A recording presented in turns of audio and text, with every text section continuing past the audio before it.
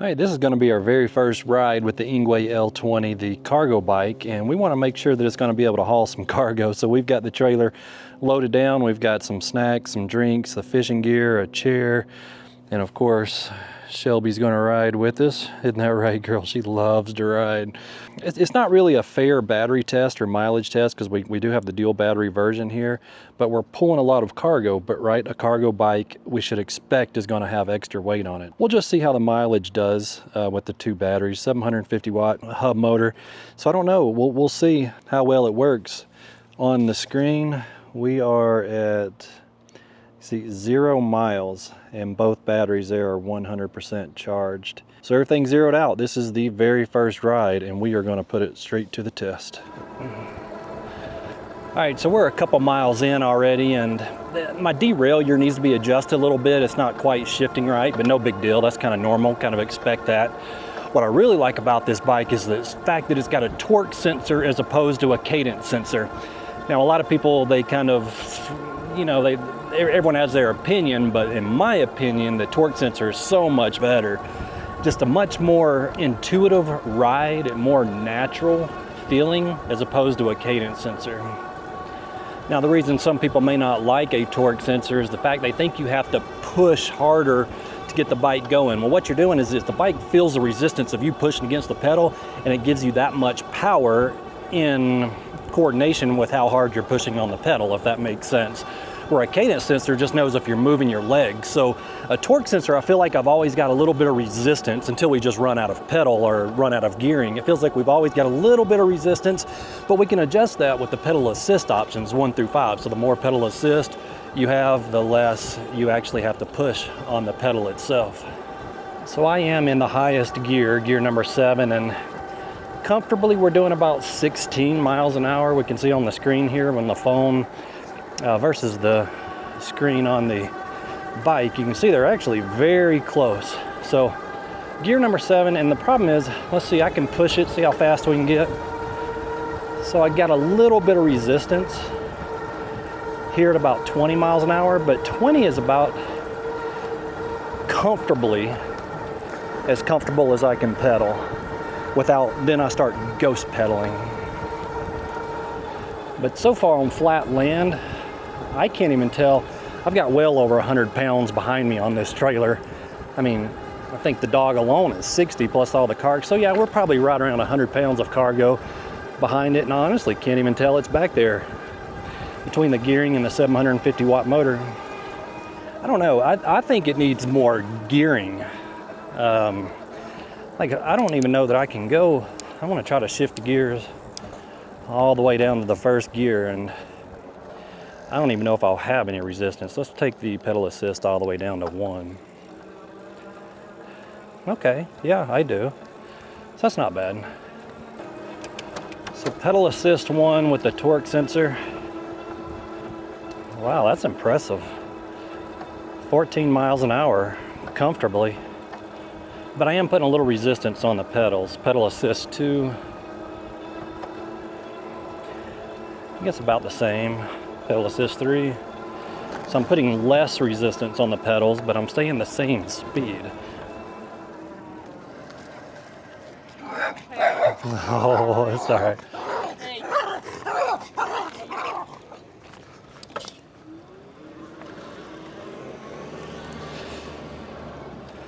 So I like the stance and the size of the bike for me. I mean, I'm 6'1", a little over 200 pounds, and you got plenty of adjustability in the steering column there and the seat. So for me, I've got plenty of room.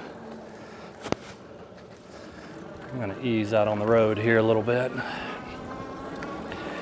And see, getting started, that was just a little bit of a hill, and I was able to push on that torque sensor and get me going a little better. Now, I'm not doing any off-roading, so we do have a front suspension but no rear suspension. And something about the 20x3 tires, although we like those, a little bit less rolling resistance, less weight, maybe get a little more mileage out of it. They don't absorb as much shock, I guess, as the 20x4s would. So I can feel it a little more, you know, in the rear. Just on these paved paths and paved roads, we can kind of tell that There is no suspension in the rear, but the front is just your kind of standard front suspension. Seems to work just fine.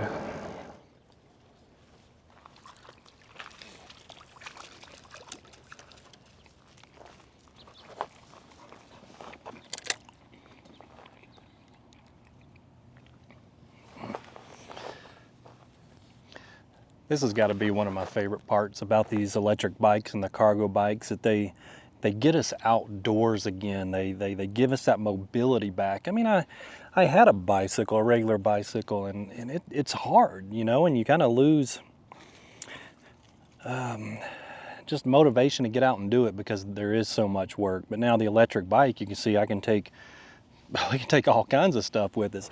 So not only if you're an outdoors type person, but even if you like to, or if you live in a neighborhood where you've got, you know, if the beach close by, or you've got soccer fields or swimming pools, you know, you can load up your cargo bike with everything you need and take it out there. You know, your coolers, your gear, your swimming gear, your fishing gear, whatever the case may be.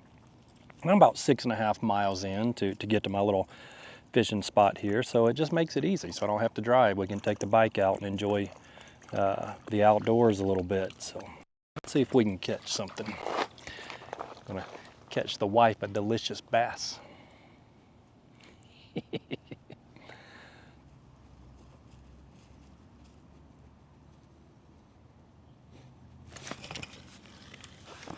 All right, fish on. There we go. Not a monster, but we got a fish.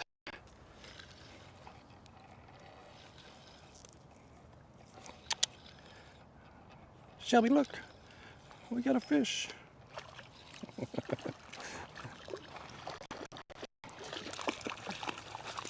Shelby, back up. Back up, Shelby. Hang on, back up. Okay. Show it to the camera. It's a little catfish. What do you think, Shelby? Yeah. All right, there we go. There's another one. Another little catfish. Little one this time. Nope, it's not a catfish. Oh, Shelby, hang on. Shelby, wait. You can't have this. That's a little bass. Shelby, stop. All right, let's see, put him back.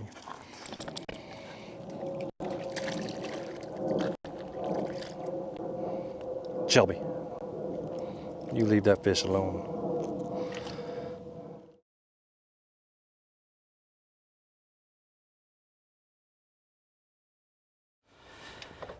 All right, so one thing I want to try is just throttle only from a dead stop pulling a load. And it's a lot of weight back there. All right, throttle only, here we go. That's full throttle.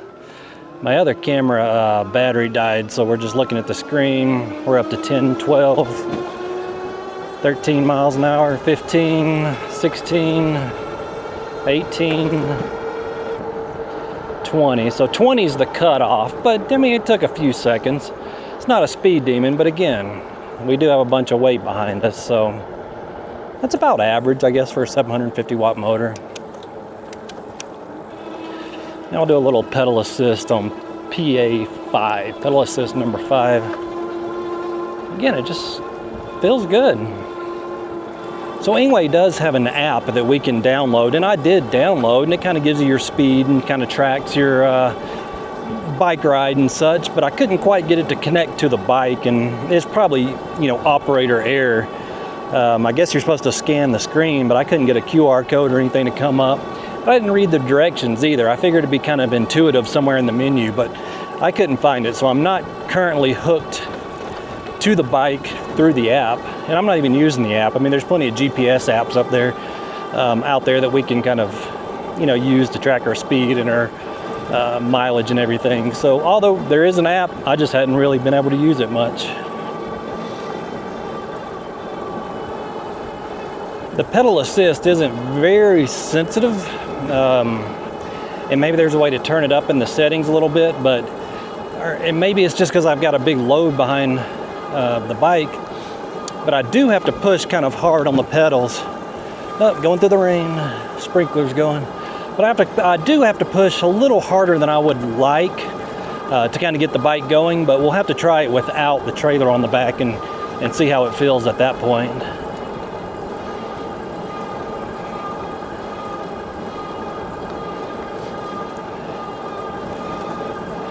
So after my last ride, I got back and a couple accessories actually showed up from Engwe that didn't arrive with the bike. They came separately.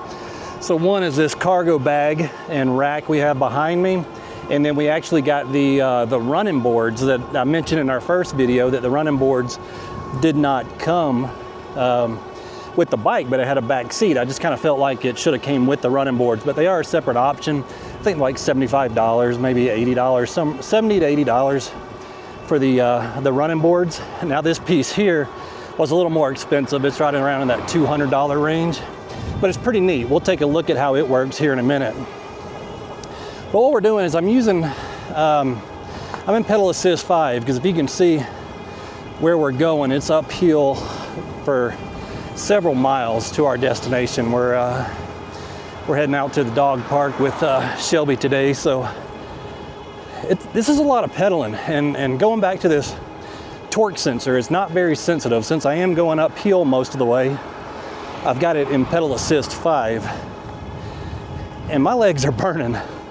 I'm still pushing on it. I mean, I am in gear number 7, but if I go to a lower gear, then I can't quite keep my speed up. So that's why I got it in 7.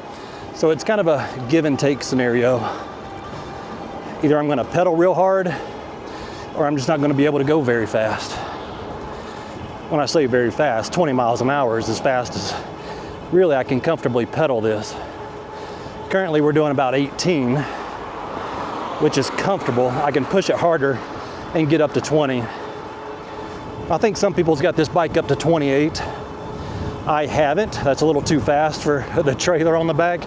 So maybe if I took the trailer off the back and I pedaled really, really hard, you could probably get up to 28, but you're not gonna be able to maintain that 28 miles an hour for very long, because again, you're gonna be ghost pedaling, and you just don't have enough gear to maintain that. So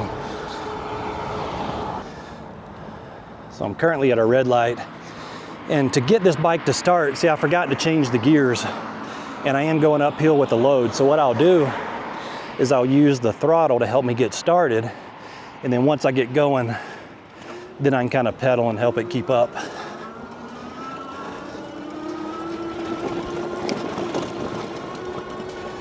So I just had to use the throttle for a few seconds to help me get up that hill, and now I can comfortably pedal at pedal assist 5. Again, we're going uphill this whole way. We're at about 14 miles now, and we're only at 83% charge on both batteries. So I don't even think I'll get 100 miles out of this pulling the trailer. So one thing I wanted to test is if I could just run the bike off one battery. So let's say we're going to our destination on one battery, and then we could use our second battery to get all the way back so that we don't kill both batteries. So I turned off the front battery, I can tell. And what's cool is that on the screen, it still shows the state of charge for both batteries, although I have the front battery turned off. So at least you still know what your percentage is in both batteries, whether it's turned on or off. And when I turned off the one battery, I didn't notice any change as far as performance, speed, power. Because I mean, it's the same voltage, right? We just increased the capacity when we run both batteries at the same time. So turning off one shouldn't affect it very much.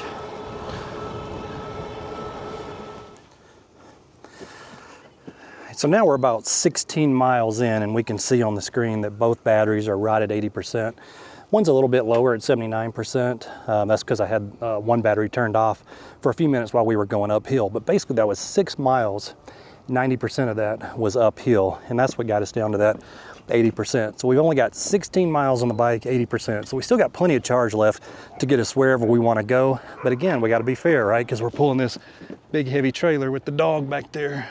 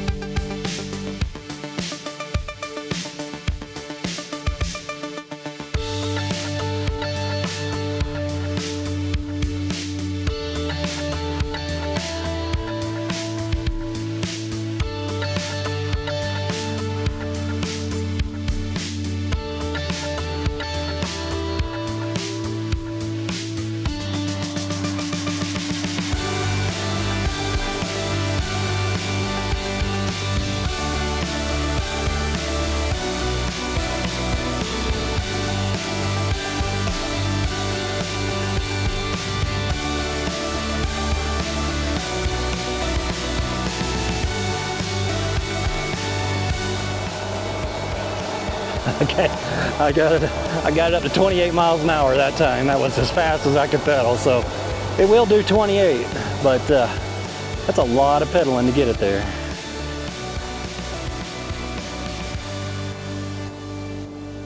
Let's take a look at a couple of those accessories they sent. Now, the front basket here was like I said, mine out of my inventory, out of my shop. They did not send me a front basket. It didn't come with the rear. I did have to drill some new holes in my basket, and use their emblem, which is cool because they got a removable emblem. So I like the way that looks, but that is not their basket. That is mine off a different model, but that's how the front basket would look. It is very handy. I do like it. So here is the back compartment thing that they sent, and the running boards that we were talking about. They flip up really nicely, and they just bolt on. You know, the frame already had parts for them to bolt on to. The other side, what I was worried about was this running board going to interfere with the bracket that I built for my trailer. And we can see that we have plenty of room there, whether the cargo step is in the up position or the down position. That way I can continue to pull my trailer. But it'd be cool if they made an actual trailer mount for that. I had to build that myself, but it works really good because I do pull my trailer everywhere I go with me. Now this rack right here there was no instructions when it came in, but we can see how the front just kind of bolts to there. It was pretty intuitive on how it went together. The only thing I had a hard time with was, so there's a backrest here, and they didn't send any bolts for the backrest, so I did have longer bolts that I did mount the backrest, but I took it off so that I had more room for the bag here. When I first got this bag did not fit good at all. You know, I took the seat cushions out trying to make it work and trying to get the Velcro and the sides and everything to work. It just did not fit at all. But I think what it was is it was just brand new, and it just didn't have time to kind of stretch out and form to it. But now it's actually fitting pretty good. So we got the top that opens up here, and then we've got zippers down here on the bottom of this. So right now I'm just hauling a little bit of cargo, some gear, some tools and such, but these will actually unzip so the kids can put their legs through there and put their legs on the running board. And now I've got this Velcro down, or I could show you that the pin here, we pull the pin out and see how that lifts up a little bit. If I didn't have this Velcroed down the bag, then what would happen is this would lift all the way up and over so the kids could get out from under there. It just hinges on this front piece. So really neat. At first I wasn't happy with it, but now it looks like it's settling in and fitting very well, so that we can put plenty of cargo and stuff in the back of there. Turn the screen back on, show you exactly where we're at right now. I still got a little ride home, but 18.5 miles. And we've got like 76% on one and 75 on another. So I don't think we're gonna get the 200 mile. I might not even get, maybe in this rate, 60 to 70 miles probably with this setup here with the trailer and everything. Now, of course, it'd go a lot further. They're saying 211 miles with the dual battery option. And I bet that's gonna be a lot of pedaling, like pedal assist 1. I mean, that would be the absolute maximum range we could get out of it. But I think without a trailer and, you know, just hauling groceries, a little bit of cargo and stuff, I bet you'd easily get 100 miles out of this. So I did do a few rides without the trailer attached to it, and the pedal assist was much more easy. I guess it was easier to pedal, you know, not pulling the big load, so it wasn't as hard on my legs. And that's one thing that a lot of people complain about with the pedal assist, is that, you know, we're doing this, you know, we're wanting to get some exercise too, but we're also doing it for the ease of not having to pedal a bike. So kind of goes both ways. I really like the torque sensor, and it worked a lot better without the pedal on it. So who is this bike for? Not really my style, but if I was kind of in a city area and I wanted to use it to get back and forth to work and maybe going to get groceries, like I said, you got a swimming pool in your neighborhood or close to the beach, you can put all your gear and everything in here. Definitely, I think this is good for families. Anyone who just needs to haul, or you know what would be awesome is actually delivering, what do you call it, like an Uber Eats or something out of there. You could put all kinds of food, groceries, anything, any type of delivery business. I think this would be a great bike, especially with the dual batteries. I mean, you could run all day long running orders on this. So I think that's probably who this bike would be more geared toward. Overall, excellent bike. Engwe is here to stay. They've got a lot of bikes out now and they've been around for a long time. The customer service can kind of be iffy. For me, since I got direct communication with Engwe, their customer service has been good to me, but I've heard other people have issues with the customer service. That's the biggest thing about it. But most of these electric bikes, all these parts you can find online. I mean, Shimano parts, you know, replacement batteries and pieces and brakes and chains. You can buy all this stuff aftermarket, no problem, you know, other than the frame and some major components that you might have a problem with, or maybe even getting warranty stuff. Might be a little bit of an issue from Engwe, but for the most part, I think it's a company that is well worth, you know, giving a shot and working with if you're in the market for looking for an electric bike. If you have any questions, let us know. And if you have one of these, let us know what you think and how it's working out for you. Thanks for watching.